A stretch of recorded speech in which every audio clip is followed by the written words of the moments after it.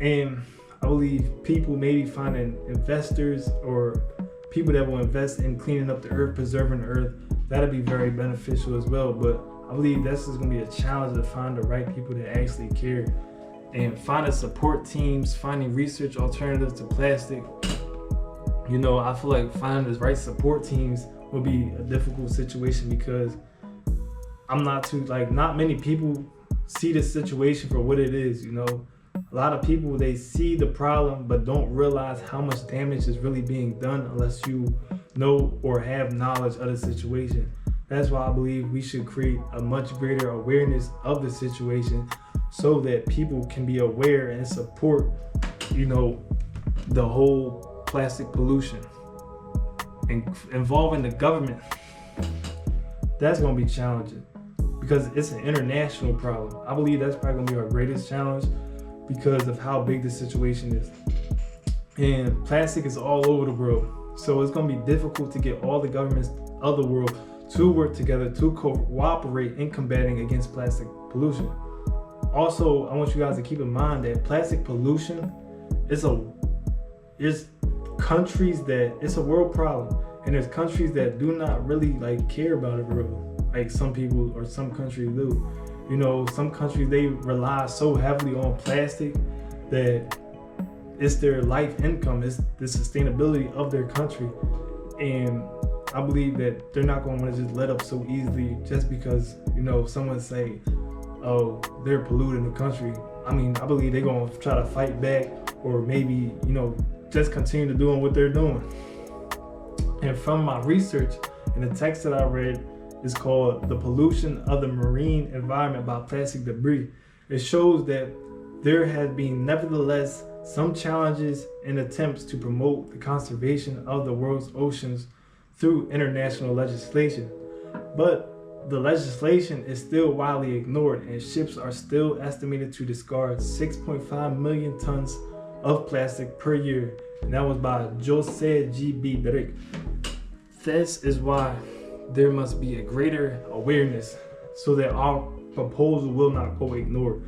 I believe that not many people are aware of the situation and are willing to protest the situation, because there's not many people out there, so it's going to be ignored, the little people. But the more people, the more numbers, the more people involved, the more they're going to be aware, the more they're going to all right, let's just give these people what they want. So the more people involved, I believe, the less it's going to be ignored. And I believe that if we keep attacking the government, eventually they're going to support our plea. Some benefits, though. I do like the benefits. Although the project may be very expensive and difficult and time consuming, the end is going to be worth it, because we will be able to preserve the earth and the health of people and animals for generations. Cleaner oceans, I believe cleaner oceans means safer oceans.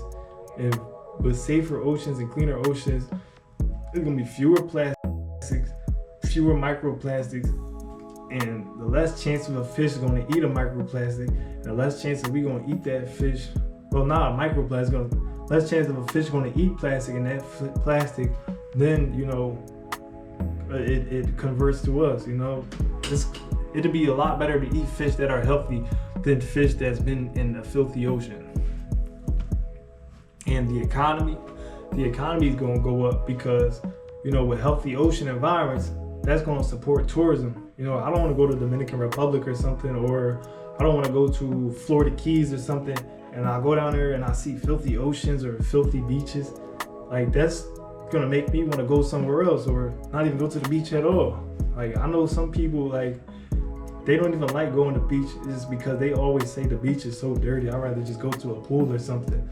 And I believe with beautiful vacation areas, that's going to invite people to want to come. That's going to make people want to spend their money on tourism, hotels, or whatever. That's going to make people come to the beach more. And I do also believe that the fishing industry is going to go boom, because the fishing industry is so reliable. It's so reliant on the ocean. They rely on the ocean so much, because the fishing industry is literally fishing. It's in the water, and it's gonna provide jobs for so many people. it's going to provide food, it's going to provide opportunities for millions and millions of people. So I believe that the fishing industry and the economy is going to go straight up because of the cleaner oceans and cleaner environments. And the health, our health, as previously stated, microplastics and nanoplastics are literally in our bodies. It's everywhere. It's in the air, in the drinking water, in the food system, in our blood, in the placentas of babies. It's literally everywhere. And because plastic is so durable, it can sit in the environment and in those places like our bodies for long periods of times and not even like disintegrate because it's very durable. And since fish thrive in the oceans and oceans are polluted with pollutions, you know, it makes us susceptible to those contaminants like microplastics or mercury or other chemicals or forever chemicals. You know, it makes us susceptible to those things.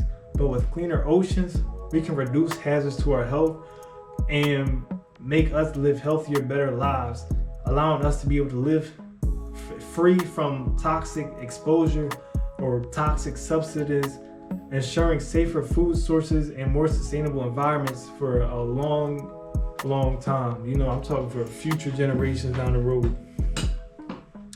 And for conclusion, you know, finally the conclusion. Now you see the importance of, you know, cleaning our oceans. You see the destruction that plastic pollution has caused, you know, the impact that it's had on environments.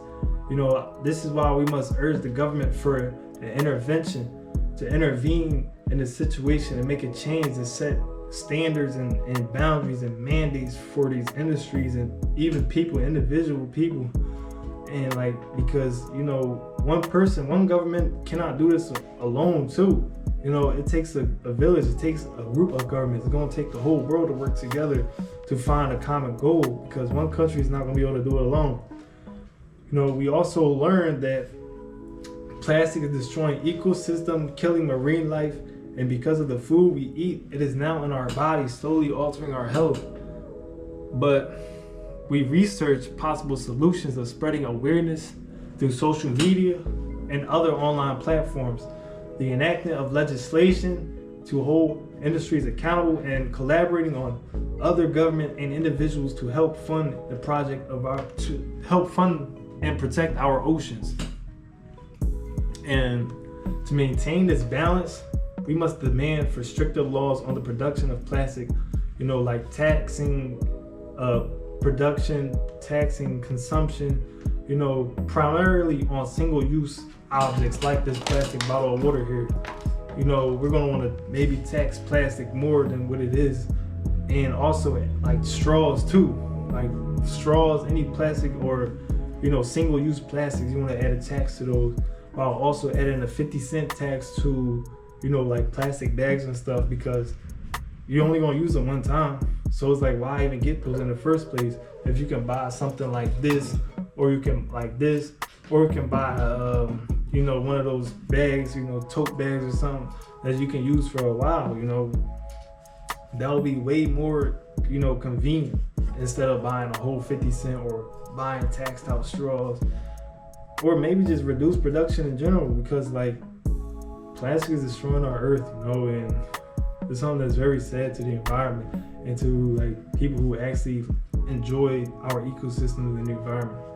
But on the other hand, you know, we also gotta realize that like reusable bags will go toward, you know, the tax and like the money from the reusable bags, the tax from the reusable bags, that'll go to helping the whole cleanup process. You know, that tax, a part of that money, that part of that income is gonna go to helping in the cleanup process of large scale cleanups, you know, because it's gonna take a lot of money to clean it up. You know, it's gonna take a long time, a lot of money.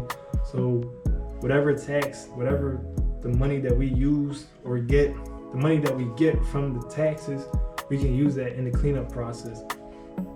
And we must also spread awareness to educate others and ourselves on alternatives, what damage plastic is capable of when left in the environment, because plastic is so destructive. Like it's literally killing the earth as we speak. You know, this proposal is not just a governmental effort. It's something that we all must work together for. It's something that we must all, take self-accountability for too, to preserve the future of life.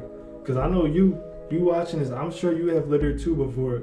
I know I littered too before. I threw some trash on the ground before. And I'm not gonna lie, that was kind of out of pocket. I regret doing it sometimes, but like, I know you did too. We all must take accountability for this because we all are playing a role in this. And, we should also play a role in cleaning up the environment. Because life is a beautiful and precious thing.